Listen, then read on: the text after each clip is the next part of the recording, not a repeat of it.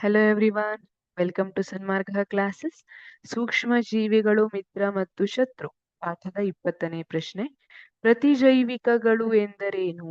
ಪ್ರತಿಜೈವಿಕಗಳ ಪಿತಾಮಹ ಎಂದು ಯಾರನ್ನು ಕರೆಯುತ್ತಾರೆ?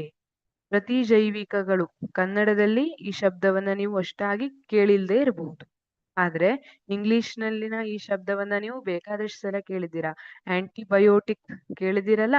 ಏನಾದ್ರೂ ಹುಷಾರಿಲ್ಲ, ಇನ್ಫೆಕ್ಷನ್ಸ್ ಆಗಿದೆ ಅಂತ ಡಾಕ್ಟರ್ ಹತ್ರ ಹೋದ್ರೆ ಆಂಟಿಬಯೋಟಿಕ್ ಅನ್ನ ರೆಫರ್ ಮಾಡಿರ್ತಾರೆ.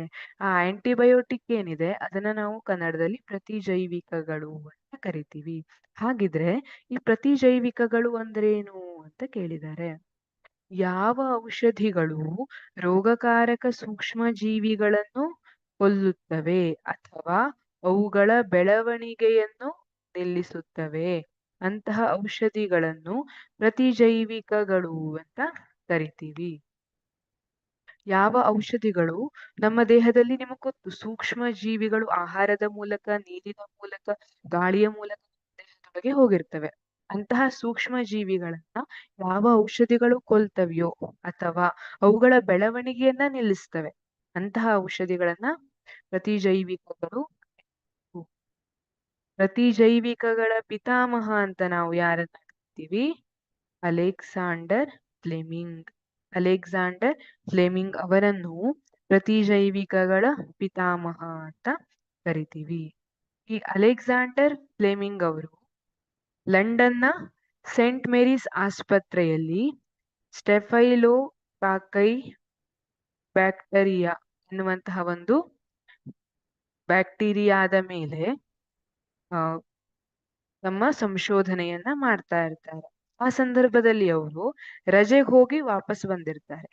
ಆಗ ಅವರು ಒಂದು ಶಿಲೀಂಧ್ರ, ಅದು ತಮ್ಮ ವಾಚ್ ಗ್ಲಾಸ್ ಅದರಲ್ಲೇನೋ ಬೆಳಿತಾ ಇರುವಂತದ್ದನ್ನ ನೋಡ್ತಾರೆ. ಪೆನ್ಸಿಲಿಯಂ ಎನ್ನುವಂತಹ ಶಿಲೀಂಧ್ರ, ಅದು ಬ್ಯಾಕ್ಟೀರಿಯಾವನ್ನ ನಾಶ ಮಾಡ್ತಾ ಇರುತ್ತೆ, ಬ್ಯಾಕ್ಟೀರಿಯಾದ ಬೆಳವಣಿಗೆಯನ್ನ ನಿಯಂತ್ರಿಸ್ತಾ ಇರುತ್ತೆ.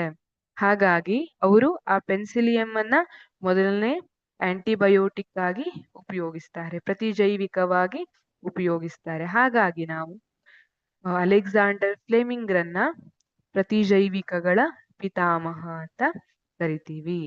ಸೊ ಪ್ರತಿಜೈವಿಕಗಳು ಎಂದರೇನು ಅಂದ್ರೆ, ಯಾವ ಔಷಧಿಗಳು ರೋಗಕಾರಕ ಸೂಕ್ಷ್ಮ ಜೀವಿಗಳನ್ನ ಕೊಲ್ಲುತ್ತವೆ ಅಥವಾ ಅವುಗಳ ಬೆಳವಣಿಗೆಯನ್ನ ನಿಲ್ಲಿಸ್ತವೆ, ಅಂತಹ ಔಷಧಿಗಳನ್ನು ಪ್ರತಿಜೈವಿಕಗಳು ಎನ್ನುವರು. ನೀವು ಗಮನಿಸಿರಬಹುದು, ಕೆಲವೊಂದು ಜ್ವರಕ್ಕೆಲ್ಲ ನಾವು ಆಂಟಿಬಯೋಟಿಕ್ ಅನ್ನ ತಗೊಳ್ಳಿಕ್ ಆಗೋದಿಲ್ಲ. ಯಾಕೆಂದ್ರೆ ಅವು ವೈರಸ್ಗಳಿಂದ ಬಂದಿರುವಂತಹ ಜ್ವರ ಆಗಿರುತ್ತೆ. ಅಂತ ಸಂದರ್ಭದಲ್ಲಿ ನಾವು ಪ್ರತಿಜೈವಿಕವನ್ನ ತಗೊಂಡ್ರೆ ಅದು ಉಪಯೋಗಕ್ಕೆ ಬರೋದಿಲ್ಲ. ಪ್ರತಿಜೈವಿಕಗಳೇನಿರ್ತವೆ ಅವು ಬ್ಯಾಕ್ಟೀರಿಯಾ ವಿರುದ್ಧ ಮಾತ್ರ ಹೋರಾಡಿರ್ತವೆ. ಹಾಗೆ ಪ್ರತಿಜೈವಿಕಗಳನ್ನ ಡಾಕ್ಟರ್ ಎಷ್ಟು ದಿನದ ಕೋರ್ಸ್ ಹೇಳಿದಾರಲ್ಲ ಅಷ್ಟು ದಿನ ತಗೊಂಡಿರ್ಬೇಕು. ಇಲ್ಲ ಅಂದ್ರೆ ಈಗ ನಾನು 2 ದಿನ ತಗೊಂಡೆ, ನನಗೆ ಹುಷಾರ್ ಅನಿಸ್ತು, ನಾನು 3ನೇ ದಿನದಿಂದ ಟ್ಯಾಬ್ಲೆಟ್ ಬಿಟ್ಟೆ ಅಂತ ಇಟ್ಕೊಳ್ಳಿ. ನಮ್ಗೆ ಒಂದಿಷ್ಟು ಬ್ಯಾಕ್ಟೀರಿಯಾಗಳು ಸತ್ತಿರ್ತವೆ, ಆದ್ರೆ ಇನ್ನೂ ಕೆಲವೊಂದಿಷ್ಟು ಬ್ಯಾಕ್ಟೀರಿಯಾಗಳು ದೇಹದಲ್ಲಿ ಹಾಗೆ ಉಳ್ಕೊಂಡಿರುತ್ತೆ. ಹಾಗೇನ್ ಮಾಡುತ್ತೆ, ಆ ಬ್ಯಾಕ್ಟೀರಿಯಾಗಳು ಮತ್ತೆ ಸಂತಾನೋತ್ಪತ್ತಿಯನ್ನ ಮಾಡ್ಲಿಕ್ಕೆ ಸ್ಟಾರ್ಟ್ ಮಾಡುತ್ತೆ. ಆಮೇಲೆ ಏನಾಗುತ್ತೆ, ನಮ್ಗೆ ಆ ಆಲ್ರೆಡಿ ಆ ಬ್ಯಾಕ್ಟೀರಿಯಾಗಳೇನಿತ್ತಲ್ಲ ಅವು ಗೊತ್ತಾಗ್ಬಿಟ್ಟಿದೆ, ಈ ಔಷಧಿ ತಗೊಳ್ತಾರೆ, ತಾನ್ ಇದ್ರ ವಿರುದ್ಧ ಹೇಗೆ ಹೋರಾಡಬೇಕು ಅನ್ನೋದು ಬ್ಯಾಕ್ಟೀರಿಯಾ ಗೊತ್ತಾಗ್ಬಿಟ್ಟಿದೆ. ಅದಕ್ಕೆ ಅವು ಮತ್ತು ಸ್ಟ್ರಾಂಗ್ ಆಗಿ ಬರ್ತವೆ.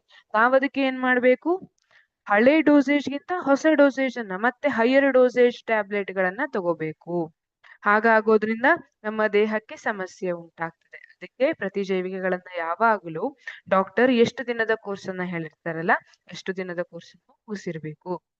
ಆದ್ರೆ ಇದೆಲ್ಲ ನೀವು ಉತ್ತರದಲ್ಲಿ ಇನ್ಕ್ಲೂಡ್ ಮಾಡೋದು ಬೇಡ, ಉತ್ತರದಲ್ಲಿ ಇಷ್ಟೇ ಬರೀರಿ, ಪ್ರತಿಜೈವಿಕಗಳ ಪಿತಾಮಹ ಅಂದ್ರೆ ಅಲೆಕ್ಸಾಂಡರ್ ಫ್ಲೆಮಿಂಗ್ ರನ್ನ ಕರೀತಾರೆ. ಪ್ರತಿಜೈವಿಕಗಳು ಅಂದ್ರೆ ಏನು ಅಂತ ಇಲ್ಲಿ ನೀವು ಡೆಫಿನೇಷನ್ ಅಲ್ಲಿ ನೋಡ್ಬೋದು. ಯಾವ ಔಷಧಿಗಳು ರೋಗಕಾರಕ ಸೂಕ್ಷ್ಮ ಜೀವಿಗಳನ್ನ ಕೊಲ್ಲುತ್ತವೆ ಅಥವಾ ಅವುಗಳ ಬೆಳವಣಿಗೆಯನ್ನ ನಿಲ್ಲಿಸ್ತವೆ, ಅಂತಹ ಔಷಧಿಗಳನ್ನು ಪ್ರತಿಜೈವಿಕಗಳು ಎನ್ನುವರು. Thank you.